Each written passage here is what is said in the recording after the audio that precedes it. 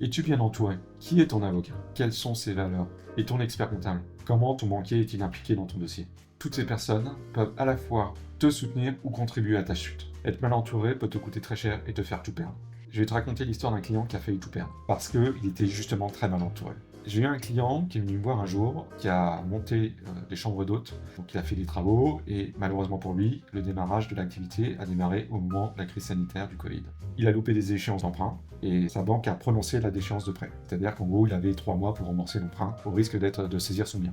Alors malheureusement pour lui, il a rencontré sur son chemin des mauvaises personnes, des mauvais avocats, des personnes qui ont voulu profiter de la situation pour faire une bonne affaire, et il s'est retrouvé à un moment où il n'avait plus de solution.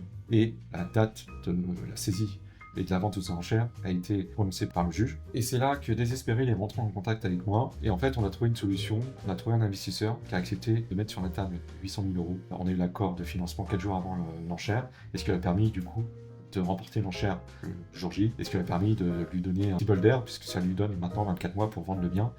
Et sans ça, il perdait son bien, alors que là, il va pouvoir le vendre au prix de marché et récupérer quasiment 1 million d'euros sur la transaction. Donc quand tu es bien entouré, ça peut t'éviter de couler.